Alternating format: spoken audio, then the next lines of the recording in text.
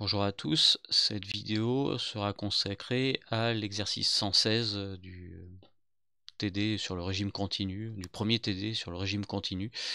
Donc il s'agit du dernier exercice de cette première séance de TD, euh, donc avec un extrait du médian de l'automne 2022. Donc en l'occurrence, il s'agissait d'un exercice qui traitait théoriquement de circuits intégrés à très haute densité, et plus précisément en fait l'analyse euh, du comportement d'un transistor MOSFET, et encore plus précisément d'un transistor MOSFET à canal N, euh, dont le symbole est rappelé ici, et dont le schéma équivalent est également représenté, avec des résistances internes et des sources de tension. Donc l'objectif de l'exercice n'est pas d'analyser le comportement de ce circuit ici, c'est essentiellement répondre à deux questions qui sont l'évaluation de la résistance vue entre les bornes S et G, pardon, en considérant que D est déconnecté, puis en faisant la même analyse entre S et D avec G déconnecté, et entre D et G avec S déconnecté. Donc la première question: pour une valeur nulle des générateurs internes, calculez la forme analytique et la valeur numérique de la résistance RSG.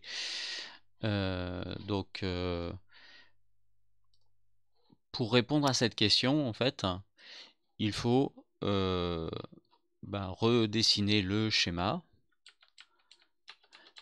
en annulant les sources de tension. Et annuler une source de tension, c'est très simple, il suffit de la remplacer par un court-circuit.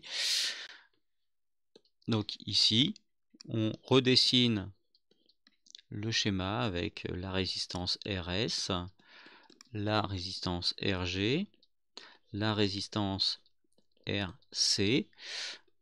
Ensuite, ici on connecte directement la grille. Là j'ai pas reporté, mais c'est la source. Ensuite, on connecte directement à une autre résistance RG ici, à une résistance RD là, et ensuite on a le substrat ou bulk qui est connecté, donc avec deux résistances RB. Et donc ici on a le drain. Et donc la question qui est posée, la première question, c'est d'analyser la résistance équivalente vue entre, donc on regarde le schéma de ce point de vue là, et donc on va évaluer la résistance RSG avec D déconnecté. Donc D déconnecté, ça veut dire qu'il n'y a pas de courant ici.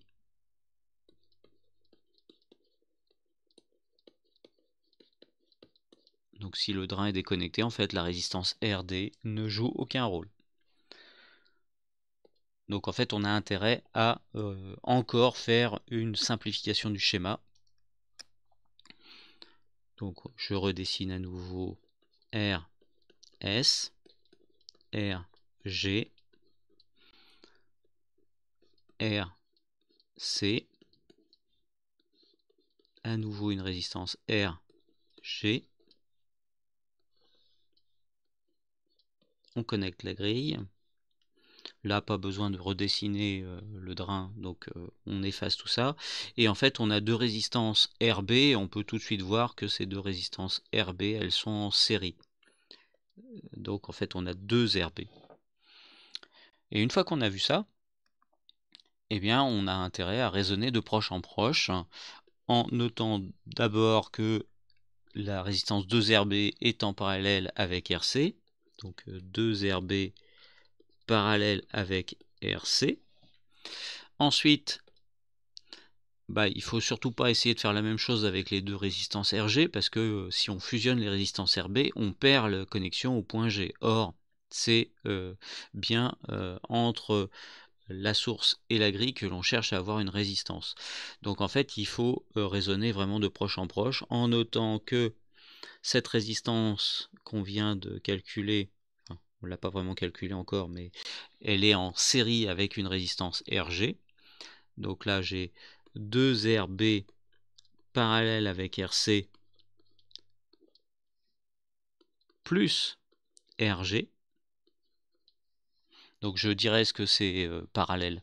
C'est une notation compacte, mais donc ça permet d'avoir une expression qui n'est pas trop grosse pour faire les calculs. Et donc une fois qu'on a identifié cette résistance-là, en fait, le schéma, bah, ça devient un schéma assez simple avec RS qui part de la source, ensuite RG qui va à la grille, et on vient greffer ici bah, cette résistance équivalente qui vaut 2RB parallèle avec RC plus RG. Et donc cette résistance, elle est en parallèle avec RG. Donc on va pouvoir avoir une résistance RSG qui est égale à RS qui est en série, à deux résistances en parallèle, RG parallèle avec 2RB parallèle avec RC plus RG. Et donc tout ça entre crochets parce que c'est tout ça qui est en parallèle avec RG. Donc là, on peut ensuite reprendre cette expression-là et la développer à la page d'après.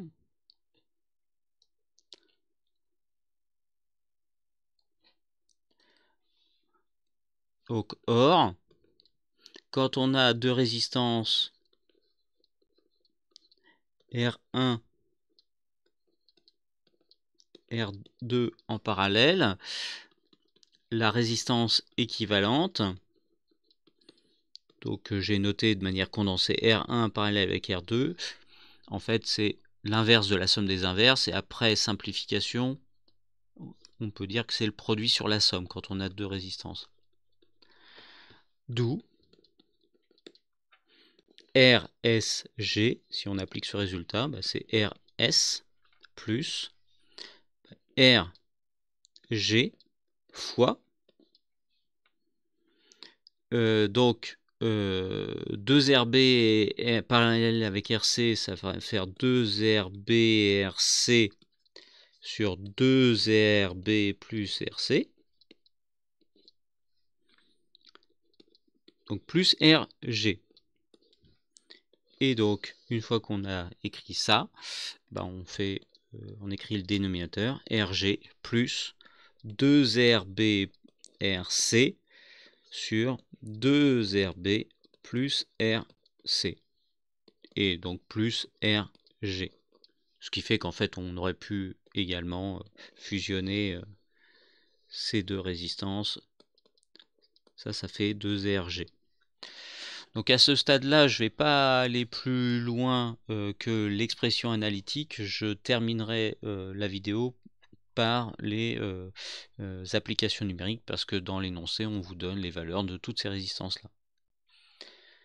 Maintenant, reste la question numéro 2, où on vous demande RSD et RDG. Alors on va commencer par traiter le cas de RDG. Donc je vais redessiner le schéma, toujours en considérant les sources éteintes, donc remplacées par des courts-circuits.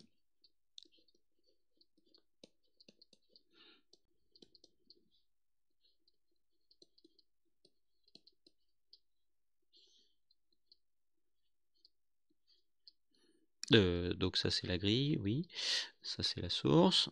Ensuite on a RD, et ensuite, autant les fusionner tout de suite, on a 2RB.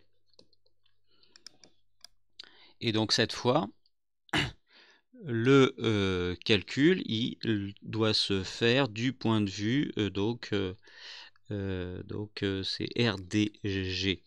On regarde le circuit entre ces deux bornes-là, grille et drain. Et en fait, on voit que c'est exactement le symétrique de ce qu'on avait entre source et grille. Donc en fait, normalement, il suffit de noter déjà que le S est déconnecté, il n'y a pas de courant, et donc la résistance RS peut être effacée. Et donc on se retrouve exactement dans la même situation que précédemment. Le seul truc, c'est que en fait, là où dans l'expression de RSG, on avait la résistance RS, et ben ici, on aura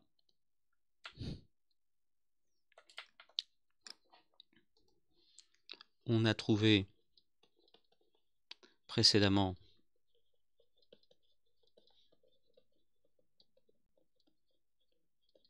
RSG égale, et donc par symétrie,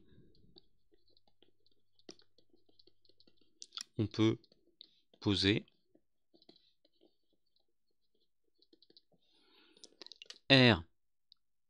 RDG égale à RD plus RG fois 2RB RC sur 2RB plus RC plus RG.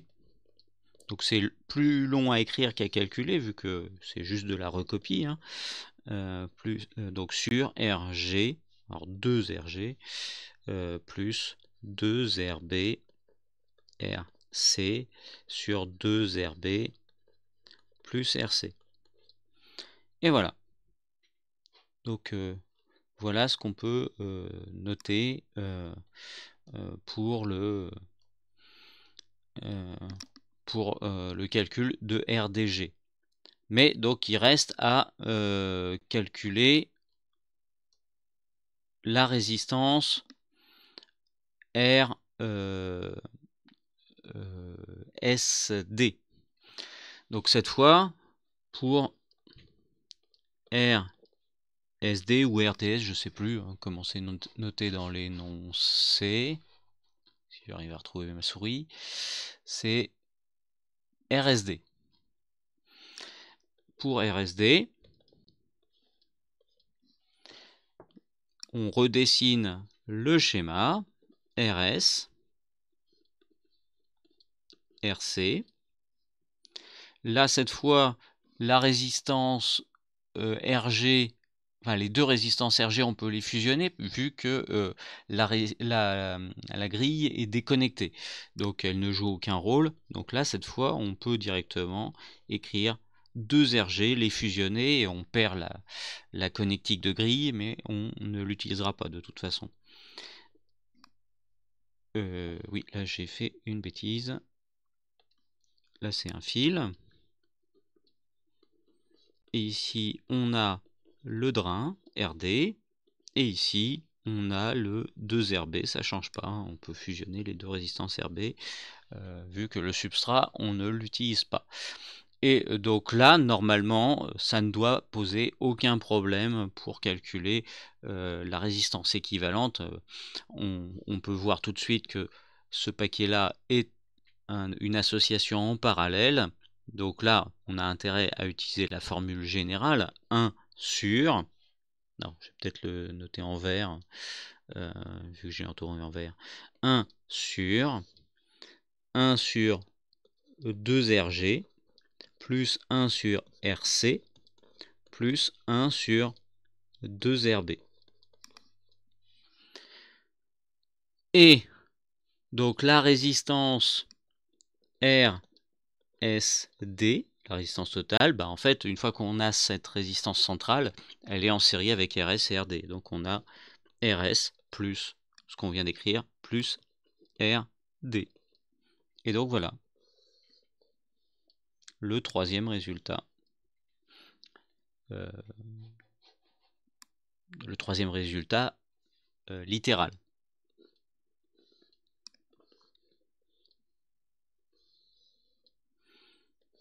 Donc on a toutes les expressions nécessaires pour faire les applications numériques.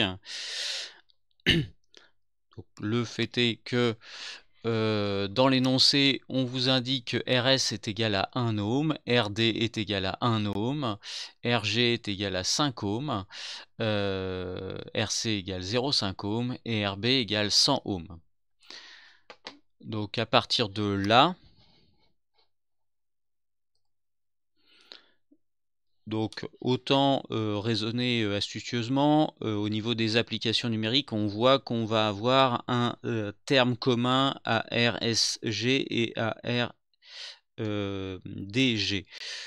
Donc autant le copier, si j'y arrive. Non, j'y arrive pas.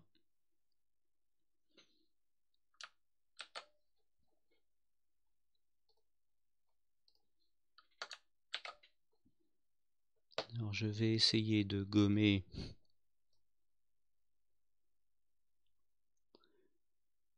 ce que je peux.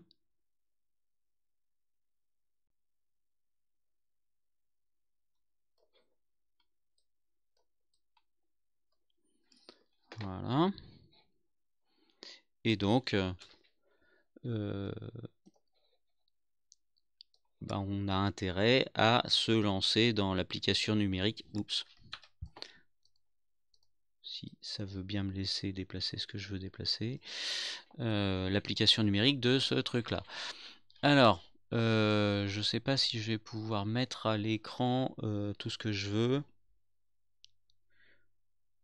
Donc, j'ai au préalable donc rentré dans un outil de calcul qui s'appelle Octave, qui est un MATLAB gratuit, les valeurs numériques de toutes les résistances que l'on a dans le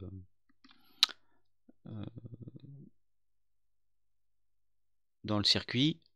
Et donc je vais faire l'application numérique avec ça.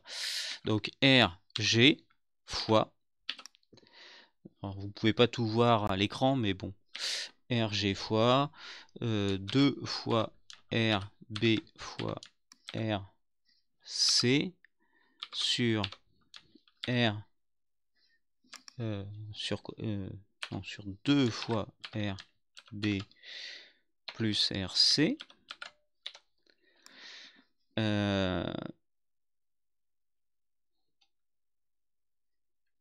plus RG. Alors je sais pas si j'ai mis une parenthèse de trop. A priori oui. C'est pas nécessaire de mettre autant de parenthèses. Et donc divisé par alors j'espère que j'ai pas oublié un truc.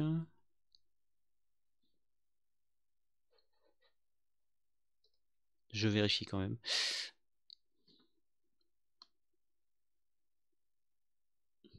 A priori non.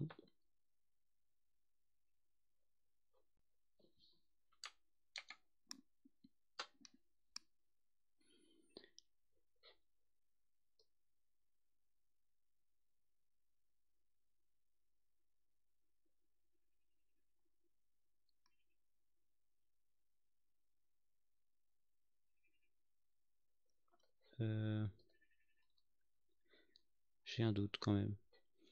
Je remonte plus haut. Donc RG en parallèle avec 2 RB plus parallèle avec RC plus RG.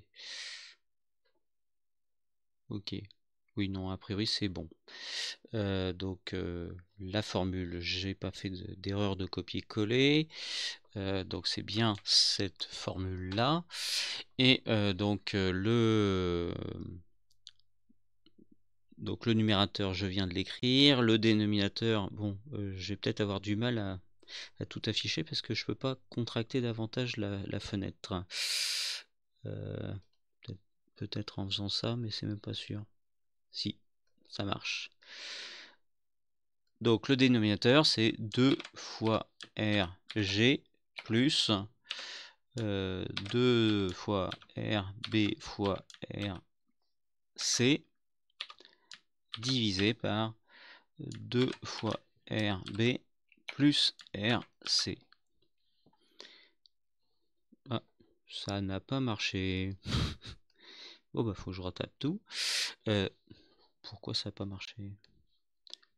2RG 2 fois RG plus 2 fois RB fois RC divisé par 2 fois RB plus RC. On ferme la parenthèse et on referme une deuxième parenthèse. Et donc ça fait 2,62 ohms, a priori, hein, si je ne me suis pas trompé en faisant l'application numérique. 2,62 ohms. Et donc cette résistance, c'est le terme commun à RSG et RDG. Donc ça, on va l'appeler RX. Et RSG est égal à RS plus RX. Et RDG est égal à RD plus RX. Et donc là, il n'y a pas besoin de refaire des calculs. Les deux résistances sont identiques, hein, donc ça fait 3,62 ohms, vu que ces deux résistances sont égales à 1 ohm.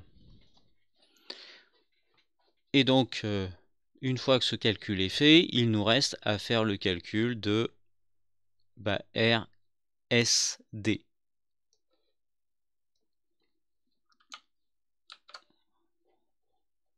Donc RSD,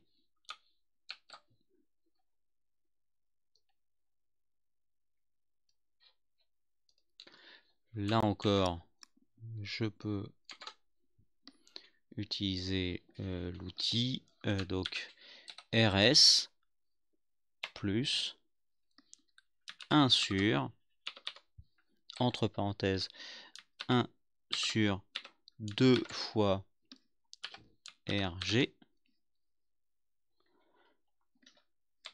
plus 1 sur RC plus 1 sur 2 fois RB.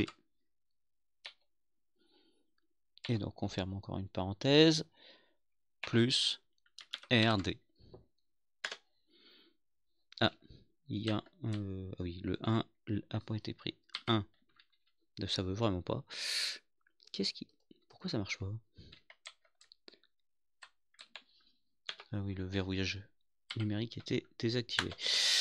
Donc ça fait 2,48 ohms si on fait l'arrondi. Donc application numérique, RSD à peu près à 2,48 ohms. Donc voilà. Donc cet exercice mène pas réellement à la modélisation d'un transistor, mais plus à la manipulation d'associations série et parallèles de résistance, et à montrer une méthodologie qui permet d'aboutir à un résultat sans se tromper. Donc il vaut mieux y aller progressivement et ne pas hésiter à refaire des schémas intermédiaires après des simplifications, plutôt que d'essayer de se lancer directement dans des calculs avec un gros risque de se tromper en identifiant mal ce qu'il faut associer en série et en parallèle successivement, parce que l'ordre des étapes a une importance. Donc voilà, c'est tout pour cette vidéo.